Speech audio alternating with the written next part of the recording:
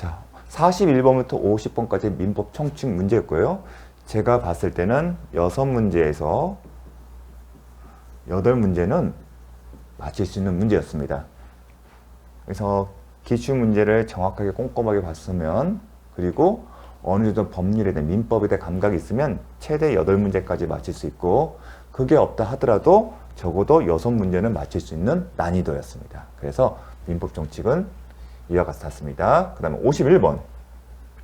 물권에 관한 설명으로 옳은 것은 관습법에 의한 물권 인정되지 않는다. 법정지상권, 간수법상 법정지상권 분묘기지권에 의하면 딱 떠올리면 되겠죠. 저당권은 법률 규정에 의해 성립할 수 없다. 자, 법정 저당권이 있는데 공인중개사 민법에서는 자주 출제가 되지 않습니다. 그래서 이 부분에서는 잠깐 멈칫할 수 있습니다. 근데 3번 볼게요. 부동산 물권 변동에 관해서는 공신의 원칙이 인정된다? 그렇지 않는다. 요거는 상식으로 알고 있는다. 특히 이중매매를 했을 때 설명을 많이 해줘. 4번 한필 토지 일부에 대해서는 저당권이 성립할 수 없다. 요 지문은 단골입니다. 단골이죠. 그래서 답을 찾는 것은 어렵지 않습니다. 그래서 이것도 맞힐 수 있는 문제예요. 5번 볼게요. 물권의 집단에 대해서는 하나의 물권이 성립하는 경우 없다? 있습니다. 이게 집합동산의 양도담보라는 이슈인데요. 공인중개사 민법에서는 거의 다루지 않는 지문인데, 최근에. 그러니까 2020회 시험 때까지 요게 출제된 방법은 없어요. 다만 다른 직역에서는 언급이 됩니다. 근데 이게 답은 되지 않습니다. 이제 내년에 또 나올지는, 그럼 이 동산의 집합 양도담보가 나왔는데 과연 나올지는 의문입니다. 자, 52번. 등기 없이도 부동산 물권 취득의 효력이 있는 경우 180조예요. 103조와 마찬가지로 항상 정리를 하는 부분이죠. 볼게요. 매매 186조죠. 법률행위니까. 건물 신축은 187조죠. 점유 취득, 시효 취득은 법률에 등기를 해야만이 효력이 있다. 그렇기 때문에 186조죠. 그 다음에 공유물의 현물 분할 판결, 형성 판결이고 187조였다. 요거는 정말 어렵지 않게 맞힐 수 있는 문제입니다. 52번.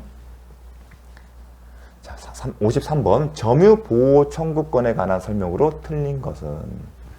자, 점유권에 기인한 소는 본권에 관한 이유로 재판하지 못한다. 법조문이고, 그리고 우리가 반드시 알아야 할 빈출 지문이었습니다. 자, 2번. 과실 없이 점유를 방해하는 자에 대해서도 방해 배제를 청구할 수 있다. 즉, 방해를 배제한 사람에게 귀책사유가 있어야 하는 것은 아니다. 왜냐하면 물권적 청구권이잖아요. 근데 채권, 채무 불이행의 경우에는 달리 귀책사유를 요하고 있고요. 그래서 물권적 청구권과 그 다음에 채무 불이행의 그 큰 차이점이었죠. 요것도 맞힐 수 있는 지문이었고요. 3번. 보호 청구권에서 사기를 당해 점유 이전. 정말 자주 출제되는 지문이죠. 점유 침탈에 해당되냐 안 되냐? 침탈에 해당되지 않기 때문에 당해 점유를 이전한 것은 침탈이 아니죠. 따라서 침탈이 아니기 때문에 반환 청구를 할 수 없다. 맞는 지문이고 정말 잘 나오는 거죠. 그 다음에 공사로 인하여 점유의 방해를 받은 경우 완성한 때는 할 수 없다. 이것도 법조문인데 간혹 나오는 지문이었습니다. 따라서 1, 2, 3, 4는 우리가 이미 알고 있는, 공부를 했다면, 기출문제를 봤다면 알 수 있는 평범한 내용이었습니다. 그럼 5번이요. 5번이 이게 좀 자주 보는 지문도 아니고요. 사실 제 기억에는 이 지문이 본 적이 머릿속에서 나지 않습니다. 공인중개사 민법에서. 그래서 이 부분을 정답을 맞히는 데 있어서 좀 주저하는 게 있지 않았을까. 바로 그 답을 맞히는 게 쉽지 않았을 겁니다. 볼게요. 타인의 점유를 침탈한 뒤. 자, 갑이 점유하고 있는 것을 누가요? 을이 침탈했어요. 점유 침탈이기 때문에 우리가 알고 있는 내용은 점유자는 을을 상대로 회수 청구, 반환 청구를 할 수 있거나 아니면 손해배상 청구를 할 수 있어요. 그런데 어떤 일이 벌어졌죠? 다시 제3자가 침탈했어요. 이런 케이스예요. 그 경우에 이 제3자가 갑의 반환 청구권의 상대방이 될 수 있냐, 그걸 물은 거예요. 아, 죄송합니다. 이 상황에서 여전히 을이 점유물 반환 청구권의 상대방이 될 수 있냐가 묻는 거예요. 제3자가 없을 때는 을을 상대로 침탈을 했기 때문에 할 수 있죠. 그런데 병이 다시 침탈을 했을 때도 을을 상대로 할 수 있냐? 그런데 침탈을 한 사람 할 때 이 사람은 점유자임을 전제로 한 거죠. 이 점유자가 침탈을 당해서 을을 상대로 반환 청구를 했을 때는 이 사람이 점유자라는 전제에서 하는 겁니다. 근데 그 점유 개념에는 간접 점유뿐만 아니라 직접 점유. 근데 우리는 항상 직접 점유를 전제로 해서 시험을 풀어왔어요. 그러다가 이 침탈을 당했어요. 그 침탈을 당했다는 얘기는 이 의미는 뭐냐면 이 사람이 지금 점유자라는 거예요. 점유자가 이 사람이 포함이 되는지 모르는데 침탈이기 때문에 간접 점유도 점유 매개 관계가 없으니까 간접 점유도 성립할 수 없습니다. 따라서 이 사람은 직접 점유자도 아니고 또 병과 사이에 점유 매개 관계가 없기 때문에 간접 점유자가 아니기 때문에 점유자가 아니에요. 그래서 갑은 을을 상대로 해서는 뭐다? 반환 청구를 할 수 없는 겁니다. 그래서 이 질문 자체는 이 1, 2, 3, 4를 명확하게 알고 있으면 5를 답을 찍겠죠. 하지만 1, 2, 3, 4 자신이 없었으면 이 5번에 대해서 주저했을 겁니다. 그래서 이 질문은 낯선 질문이었습니다. 자, 54번. 갑은 자신에게 토지를 을에게 매도하여 인도하였고, 갑은 을에게 매매했고요. 점유 이전, 인도를 했고요. 이 사람이 사용 수익을 했어요. 사용 수익. 점유 사용하다가 다시 병에게 매매 인도하였고요. 한편 갑과 을은 매매 계약에 따라 매도인에 취해서 매수인으로부터 대금 전부를 수령했어요. 이러한 경우에 그러다가 갑을병 사이에 중과생략 등기 합의가 있었습니다. 자, 요 내용은 이미 과거에 출제된 유형이에요. 그러니까 뭘 묻는 거냐면 매매계약을 체결하고 매수인이 매매대금을 전부 지급하고 목적물을 이전받으면 비록 등기가 없다 하더라도 법률상 소유자, 소유권 취득하지 못하지만 사실상 법률상 처분 권한이 있다. 그리고 그 사람의 점유에 대해서는 단순한 점유가 아니라 점유 사용할 수 있는 권리, 이걸 뭘 한다? 점용권이라고 합니다. 이 점용권 뭐라 한다? 제가 강의할 때 213조의 단서에 해당된다. 이걸 배웠습니다. 마찬가지로 을은 각과 관계에 있어 점용권이 있었어요. 213조 단서에 있는 점용권이 있는데 다시 을이 병에게 매매 계약을 하고 인도를 하고 즉 점유를 이전하고 병이 을에게 매매 대금을 지급했다면 이 점용권 또한 병에게 넘어가는 겁니다. 이 점용권은 213조 단서다. 요걸 전제로 해서 묻는 게 시험에 나왔습니다. 즉 현재 소유자는 누구예요? 법률상 이 사람이잖아요. 등기를 안 했기 때문에. 이 사람이 과연 을과 병을 상대로 해서 권리를 행사할 수 있는지 묻는 건데 결국은 213조 단서를 아냐 모르냐의 그 문제였습니다. 근데 거기다가 뭘 풀었으면 중간생략 등기에 합의를 했대요. 이게 같이 결합을 시켰습니다. 근데 중간생략 등기 합의 제가 강했죠. 그 의미가 뭔지를. 갑을병사의 중간생략 등기 합의는 단지 이행의 편을 위해서 등기를 원래는 갑, 을, 병 순차적으로 해야지만 합의가 있으면 갑에서 을의 등기를 생략하고 중간에 생략하고 직접 등기를 하는 것. 자, 등기의 편의성만 편리를 위한 거지 이런 합의가 있다고 해서 갑, 을, 병 각각의 매매 계약이 영향을 끼치거나 아니면 갑과 병 사이 새로운 매매 계약이 체결된 것은 아니다. 그 의미를 강조했습니다. 자, 그 내용을 이제 묻는 겁니다. 자, 갑은 병을 상대로 소유물 반환을 청구할 수 있다? 아니다. 점용권이 있죠. 자, 소유자는 이제 소유자 맞아요. 점유자에게 반환을 청구할 수 있다. 단 점유와 권한이 있을 때는 그렇지 않는다. 그 점유와 213조 단서가 있는데 213조 단서에는 용의문권 같은 거 대표적인 예를 하죠. 뭐 동시에 한병권도 있고요. 이 점용권도 거기에 해당됩니다. 그걸 묻는 질문입니다. 2번 갑은 을을 상대로 소유물 반환을 청구할 수 없다. 왜 그러죠? 자, 소유물 반환 청구를 하면 소유자는 누굴 상대로? 점유자를 상대로 했잖아요. 누가 점유하고 있어요? 병이 하고 있잖아요. 그 점유 매개 관계도 없잖아요. 간접 점유자도 아니잖아요. 매매 계약이니까. 아예 넘긴 거잖아요. 점유 매개 관계는 반환을 전제하는 거잖아요. 근데 매매 계약은 반환을 전제하지 않는 거기 때문에 그래서 2번이 답인 겁니다. 제가 213조, 214할 때는 소유자가 누구인지, 점유자가 누구인지 항상 따져보고 213조 단서, 특히 213조 단서는 강조를 했었습니다. 자, 3번 병은 직접 갑을 상대로 병은 직접 갑을 상대로 소유권 이전 등기를 할 수 없다? 할 수 있다. 왜냐하면 중간생략 등기 합의를 했기 때문에. 4번 병은 을을 대의하여 갑을 상대로 소유권 이전 등기를 할 수 없다? 할 수 있죠. 자, 이 지문을 마치려면 중간생략 등기 합의가 있다 하더라도 이 매매 계약이 유효하다는 것을 알고 있어야 합니다. 유효하기 때문에 병의 을에 대한 소유권 이전 등기 청구를 보존하기 위해서 을의 갑에 대한 소유권 이전 등기 청구권을 대의 행사할 수 있다. 이 지문 자체는 새로운 거죠. 중간생략 등기 합의에서 이걸 묻는 경우는 거의 없었거든요. 자, 5번 만약 을이 인도받은 후 현재 10년이 지났다면 을은 갑에 대한 소유권 이전을 할 수 없다? 그렇지 않다. 자, 을의 갑에 대한 소유권 이전 등기 청구권은 뭐다? 채권이에요. 원칙적인 채권은 소멸시효가 진행되는데 을이 인도를 받아 점유를 하게 되면 소멸시효에 걸리지 않아요. 더 나아가 자신의 권리 처분권한 행사액을 병에게 처분한 경우에도 소멸하지 않는다. 그걸 묻는 지문입니다. 그래서 54번은 답은 쉽게 찾을 수 있어요. 만약 이론적으로 뭔가 감이 있으신 분은. 근데 문제 유형도 되게 괜찮고. 그래서 좀 요거는 좀 세모를 하도록 하겠습니다. 괜찮은 문제입니다. 자, 이 지문을 읽으면서 정말 좀 산뜻하다. 그런 느낌이었습니다. 출제자가 정말 신경을 많이 썼구나. 그러니까 막 어렵게 낸 게 아닙니다. 억지로. 우리가 알고 있는 지식을 갖고 좀 새롭게 좀 창의성을 좀 발휘하지 않았나 싶었습니다. 55번 부동산의 공유에 관한 설명으로 틀린 것은. 자, 공유물 보존에 각자 할 수 있다. 단고 지문이죠. 공유자는 공유물 전부를 지분의 비로 사용 수했다. 법조문이고 자주 나오는 지문입니다. 3번 공유자는 다른 공유자 동의 없이 공유물을 처분하거나 변경하지 못한다.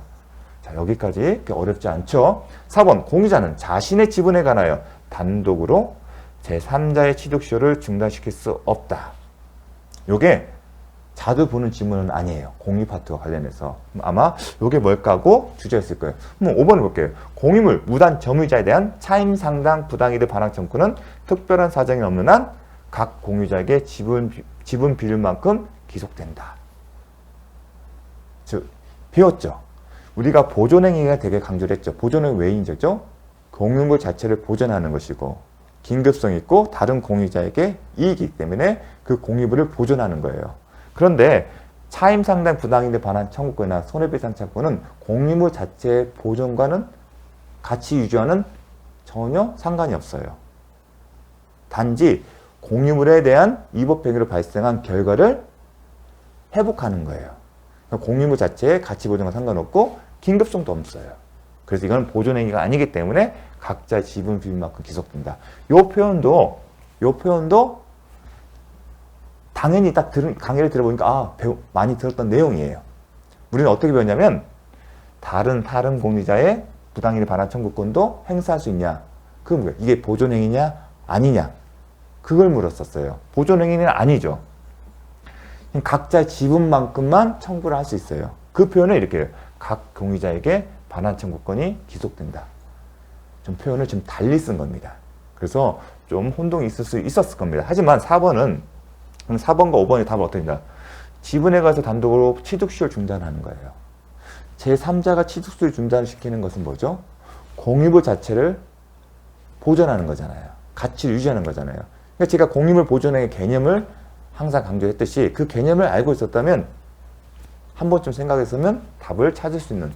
그렇지만 말은 쉽지만 수험자에서 그렇게까지 캐치하는 것은 쉽지는 않았을 겁니다. 그래서 이 부분 답은 보존행위이기 때문에 단독으로 할 수 있는 겁니다. 이론적으로는 취득시효 중단 자체가 공유물의 가치를 보존하는 것이고 긴급성이 있고 다른 공유자에게 이익에 해당되는 그 개념에 부합하기 때문에 그렇습니다. 자, 그거. 자, 56번. 공유물 분할에 관한 설명을 옳은 것은 모든 고른 것은. 저도 56번 딱 문제 받아보는데 했습니다. 사실 우리가 공유물 분할과 관해서 이러한 내용을 공부하지는 자주 보지는 않습니다. 왜냐면 거의 출제된 바가 없으니까. 제가 기출문제를 봤을 때 이 내용을 본 적은 없습니다. 물론 저는 실무가이기 때문에 원칙적으로 협의를 하고 그 다음에 협의가 이루어지지 않을 때 현물분을 한다. 그래서 미율분은 제가 사실은 알고 있겠죠. 그런데 시험에 출제된 바는 없었습니다. 그래서 이 문제는 사실은 상이에요. 틀리라고 낸 문제입니다. 사실은요. 그래서 자, 기억 현물 분할의 방법에 대해서, 이게 현물 분할하게 되면 그 현물 분할에서 딱 하나만 있는 게 아니에요. 그 현물 분할의 그 구체적인 태양, 모습에 관한 하나입니다. 판례 내용이에요. 니은번은 토지의 협의 분할. 우리가 공유물 분할과 관해서 가장 보는 것은 187조냐 아니냐잖아요. 뭐였었어요? 형성 판결했잖아요. 공유물 분할 판결. 그 조정이 있을 때는 186조에 해당되면 등기를 해야 한다. 그리고 협의 분할도 등기를 해야 한다. 거기까지는 나왔던 거예요. 그런데 뭐가 추가됐죠?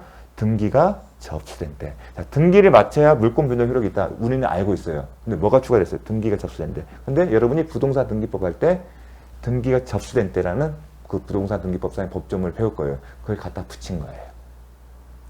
그래서 디귿번은 공유자는 다른 공유자가 분할로 인하여 취득한 물건에 대하여 그 지분의 비율로 매도인과 동일한 담보 책임이다. 왜냐하면 지분을 이전하잖아요. 그 이전은 실질적으로 매매와 같기 때문입니다. 매매는 유상계약의 대표적인 예고, 뭐가 특징이죠? 담보 책임이다. 그걸 묻는 겁니다. 1번, 이미 분할 협의가 성립하였는데, 협의 분할은, 분할은 먼저 협의를 해야 돼요.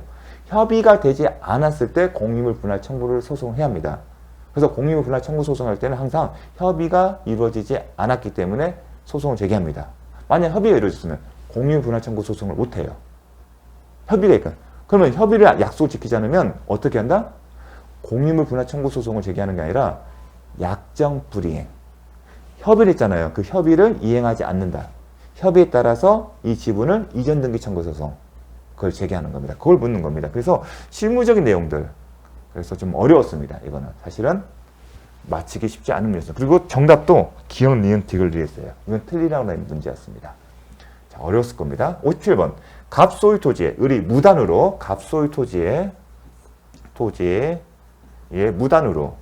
무단으로 이 표현 뭐죠? 토지 사용권이 없다는 거죠. 건물을 신축하게 되면 187조에 따라서 신축자에게 건물의 소유권이 기속된다. 을이 건물 소유자예요.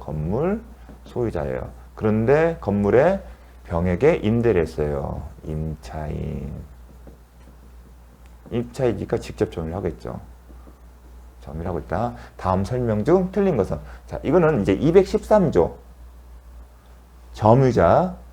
점유자를 누구로 볼지, 토지 위에 건물이 있을 때 이 토지의 점유자가 누구를 볼지, 그게 하나 쟁점이고, 이 건물에 임대차 계약을 통해서 임차인이 존재할 경우 퇴거 청구를 했는지, 이 사람이 비록 임차인이 점유했다 하더라도 이 토지 점유를 누구로 볼지가 하나의 쟁점이죠. 이 건물의 소유자 아니면 사실상 법률상 처분 권한 있는 사람이 점유자다. 그게 우리가 이미 기출문제 통해서 알고 있는 지식이에요. 떠나버렸죠? 직접 점유자가 있는 거죠. 근데 이 사람이 임차인이에요. 그럼 이 사람은 점유자가 아니죠. 토지만. 다만 나중에 강제 집행의 실효성을 확보하기 위해서 이 사람을 퇴거해야 한다. 그게 이미 기출된 바 있습니다. 그리고 이 건물의 소유자에 대해서는 퇴거 청구를 못한다. 이는 실익이 없죠. 철거 의무가 있기 때문에 굳이 별도로 퇴거를 구하지 않는다. 이미 기출된 내용입니다. 그래서 한번 보겠습니다. 갑은 병을 상대로 퇴거를 청구할 수 없다. 답이 나오네요. 할 수 있죠. 죄송합니다. 할 수 있죠. 임차인에 대해서. 갑은 소유자 주의에서 을을 상대로 뭘 한다? 213조에서 213, 215에서 철거 및 토지 인도 청구 소송을 제기할 수 있고, 갑은 병에 대해서 방해를 했기 때문에 퇴거를 청구할 수 있습니다. 이게 우리가 기출 문제였어요. 그래서 답을 찾는 것은 어렵지 않았습니다. 이 답을 1번을 찾는 것은 없다가 틀렸죠. 할 수 있다. 자, 갑은 을을 상대로 건물 철거 및 토지 인도 청구할 수 있다. 이미 살펴본 지문이고요. 갑은 을을 상대로 토지의 무단 사용을 이유로 부당이득 반환 청구권을 행사할 수도 있습니다. 누구 상대를? 점유자인 을을 상대로. 토지 점유는 지금 을이 하고 있으니까. 만약 4번, 만약 을이 임대하지 않고 스스로 점유하고 있다. 그러면 을이 스스로 점유하고 있다면 퇴거를 청구할 필요는 없다. 왜냐하면 건물 철거 및 토지 인도에는 이미 퇴거도 포함됐기 때문에 굳이 별도로 할 필요가 없다는 겁니다. 5번, 만약 병이 무단으로 건물 점유, 이거는 건물 점유하고 있다면 을은, 지금 을이 누구예요? 이 사람은 건물 소유자잖아요. 소유자는 병 누구예요? 건물 점유자를 상대로 청구할 수 있다. 213조를 묻는 겁니다. 이 건물의 소유자인 을은 무단 점유자인 병을 상대로 213조에서 인도를 청구할 때 그걸 묻는 겁니다. 이거는 우리가 처음 보는 지문이지만 출제자는 한번 냈어요. 근데 답은 찾기 쉬웠어요. 그래서 그건 맞춰야 하는 문제였습니다. 그러니까 물권법이 의외로 좀 쉽지는 않았습니다. 자, 58번 분묘기지권에 관한 설명으로 옳은 것은 모두 고른 것은. 자, 분묘기지권에 관해서는 최근에 판례가 의미 있는 판례가 나왔죠. 분묘기지권은 크게 세 가지 유형을 나누죠. 동의형과 양도형과 취득시효. 지료와 관련해서는 각각의 정립된 이론이 있어요. 특히 취득시효에서는 장래에서, 양도형에서는 성립한 때로부터. 그래서 지료 지급 의무 관해서 달라요. 그래서 그 부분에 주목해서 그대로 낸 거예요. 그래서 이 부분은 중요하다고 내용을 정리해왔습니다. 그래서 그 내용을 별도로, 근데 자주 출제된 바는 없어요. 이렇게 전체적으로. 주로 이게 많이 나왔죠. 그래서 좀 낯선 지문이었기 때문에 쉽지 않은 지문이었습니다. 자, 볼게요. 분묘기준권은 본분 등 외부에서 분묘의 존재를 인식할 수 있는 형태를 갖추고 단골이에요. 등기를 하지 않고도 성립한다가 단골 지문이었습니다. 니은번 토지 소유자의 승낙을 얻어 분묘를 설치함으로써 분묘기지권을 취득한 경우. 자, 이건 승낙은 뭐냐면 동의형이에요. 그 경우는 설치할 당시 토지 소유자의 합의에 의해 정한 지료 지급 의무의 전부나 법의 효력은 그 토지의 승계인에게도 미치지 않는다. 효력이 미칩니다. 자, 지상권 설정 계약을 통해서 지사권 설정하고 지료를 정하게 되면 그 지료에 대해서는 승계된다. 그 지상권의 설정 계약의 그 내용, 그걸 알게 되면 이 내용과 연결시킬 수가 있습니다. 사실 이 동의형은 지상권 설정계에서 그 지료 지급 의무에 약정이 있을 경우에 그 승계인도 구속된다는 그와 같은 연장선상이 있습니다. 그래서 동의형은 그게 특징이 있습니다. 디귿번은 자기 소유 토지에 분묘를 설치한 사람이 그 토지를 양도하면서 분묘를 이장하겠다는 특약을 하지 않음으로써 분묘기지권을 취득한 경우, 분묘기지권자는 특별 사정한 분묘기지권이 성립한 때로부터 지료를 지급할 의무가 있습니다. 이거는 관습법상 법정지상권이 성립한 경우에 같은 연장선상이 있습니다. 그래서 이 내용들은 좀 정리를 하고 있어 알고 있어야만이 마실 수 있는 문제였습니다. 근데 분묘기지권이 이렇게까지 좀 심도 있게 나온 걸로 좀 평가를 합니다. 그전에는 한 지문씩 나왔었는데, 자, 59번 지역권의 설명은 틀린 것은 지역권은 요역지 분리하여 양도할 수 없다. 자주 나오는 빈출 지문입니다. 자주 나왔던 지문이었죠. 지역권은 표현된 것이 아니더라도 시효 취득할 수 있다. 아니죠. 취득시효에 점유취득시효에 개최해서 나오죠.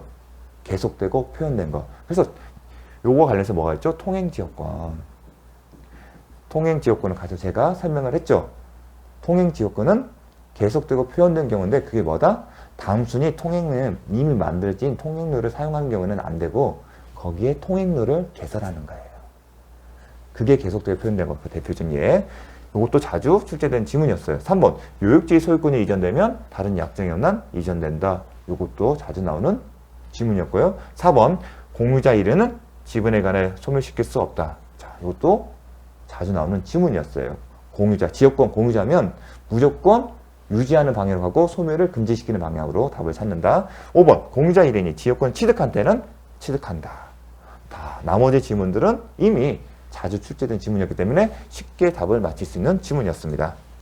자, 60번을 보고요. 전세권에 관한 설명을 틀린 것은, 자, 1번 전세금에 반하는 전세권 말소 등기 필요한 서류를 교부하기 전에 이루어져야 한다. 자, 이건 뭐죠? 동시행 관계를 아냐는 문제. 근데 동시행과 관련해서 우리가 대표적으로 자주 언급되는 지문이죠. 전세금 반환과 그리고 목적 명도 및 전세권 설정된 말소는 동시행 관계다. 그래서 틀린 지문입니다. 따라서 답을 찾는 거 쉬웠어요. 이건 쉽게 맞힐 수 있는 문제였어요. 나머지 볼게요. 전세권자는 통상의 수선에 비한 비용을 상환 청구할 수 없다. 수선 의무가 누구한테 있기 때문에 전세권이기 때문에. 이것도 자주 출제됐습니다. 그런데 3번, 4번, 5번은 최근에 자주 출제된 지문이 아니었어요. 이건 법조문 내용이에요. 그리고 과거에는 간혹 언급되는 지문이었고, 사실 이 법조문을 중심으로 나뉘어 시험에 나온다면 단골 지문들이었어요. 하지만 최근에 출제된 바가 없습니다. 그래서 3, 4, 5를 이 지문은 낯설었겠지만 1번이 워낙 명확하기 때문에 답을 찾는 것은 어렵지 않았을 겁니다. 자, 잠시 쉬었다 하도록 하겠습니다.